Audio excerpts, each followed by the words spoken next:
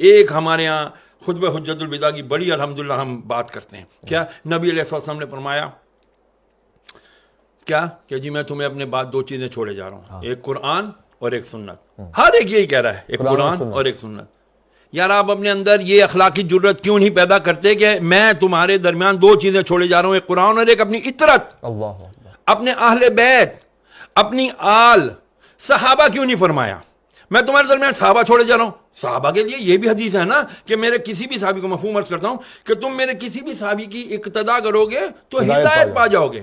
لیکن خطبہ حجت الوداع جو دنیا کا سب سے بڑا اجتماع تھا, 1.25 لاکھ صحابہ موجود تھے جو پوری دنیا میں گئے, انہوں نے پہنچانا تھا پیغام نبی کا, کیونکہ اس دن دین مکمل ہو گیا تھا. فرمایا میں اہل بیت چھوڑا. کیوں؟ اس کی سب سے بڑی وجہ, صحابہ بھی وفات پا گئے, کئی صحابہ نے شادیاں نہیں کی, کئی اصحاب کے اولاد ہی نہیں ہیں. لیکن اللہ نے قرآن میں وعدہ کیا ان شانیہ کا هو الابتر, اے محبوب تیرا دشمن ہی بے نام رہے گا لیکن تیری آل چلے گی, تیری آل چلے گی, قیامت تک سید ہوگا. آئے گا ایک آخری سید جس کا نام مہدی ہوگا, محمد ہوگا, وہی آ کر کے پھر دجال کو بھی مارے گا.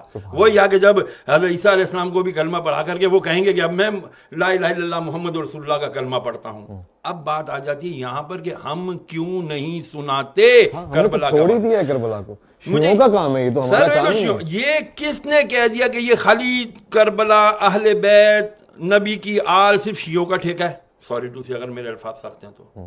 یار نبی علیہ السلام نے فرمایا قرآن کی نص ثابت ہے. نص اس کو کہتے ہیں جس پہ قرآن سے دلیل آئی ہو.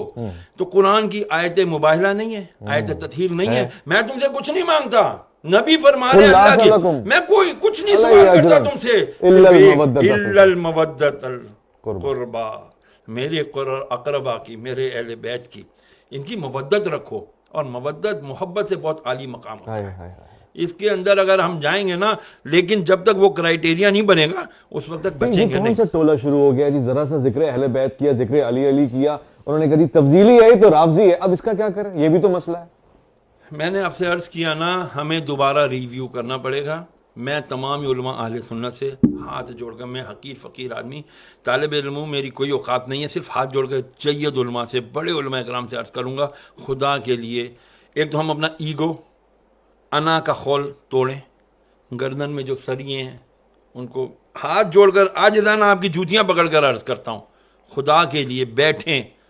ہماری آج آنے والی نوجوان نسل کو نہیں پتا کہ بھائی مولا علی کون ہے, مولا حسین کون ہے, حضرت امام حسن کون ہے, نہیں پتا.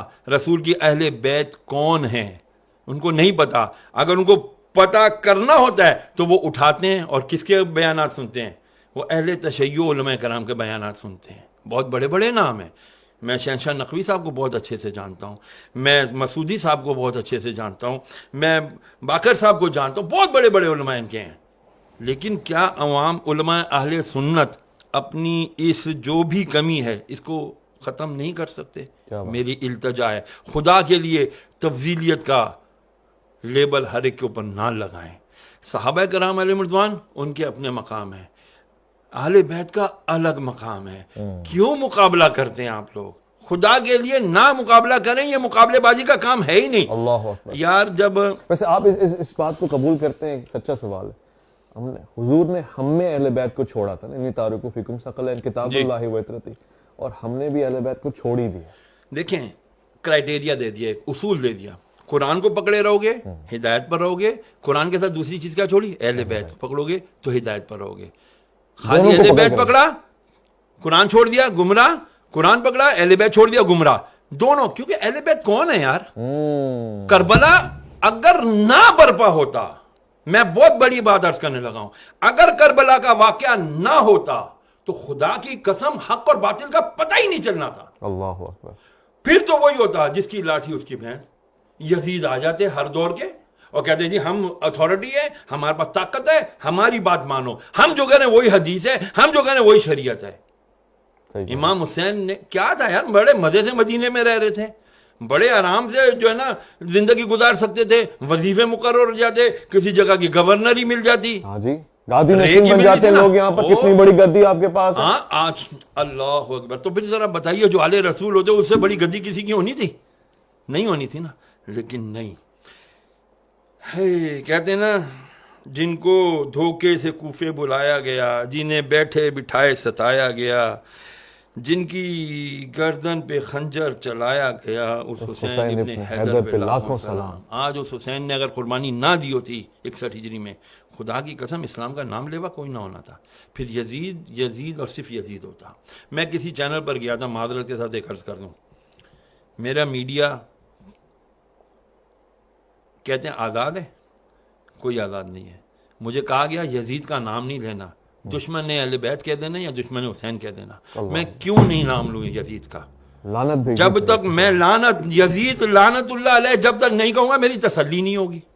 تو میں کیوں کروں ایسا کام، میں کیوں کروں ایسا پروگرام کہ جہاں پر میں حق اور باطل کو بیان ہی نہ کر سکوں؟ تو پھر آپ پروگرام کیوں کر رہے ہو بھائی؟ آپ کا مقصد، آپ صرف اپنی فارمیلٹی پوری کر رہے ہو، تو پھر ایسی فارمیلٹی اللہ منہ پہ مارے گا، ایسی نمازیں ایسی عبادتیں اللہ منہ پہ مارے گا، نہیں چلیں گی بھائی۔ تو پھر میں بھی سوچوں کہ میں پھر ایسے پروگراموں میں کیوں جاؤں کہ جہاں پر میں حق اور باطل کا نام ہی نہ لے سکوں۔ اور وہ 1400 سال پرانے یزید کا نام لیتے ہوئے گھبرا رہے ہیں، تو موجودہ یزید کے تو یہ تلوے چاٹیں گے۔ تو ہو یہی رہا ہے، سسٹم آپ کے سارے یزیدی چلا رہے ہیں بدقسمتی سے، اور پھر ہم کہتے ہیں جی ہم اہل بیت کے ماننے والے ہیں، ہم رسول اللہ کے جنت رسول اللہ کی، ایسے نعروں سے جنتیں ملنے لگی نا تو بڑے بڑے، وہ کیا شعر ہے اقبال کا کہ وہ ہو تو وہ بھی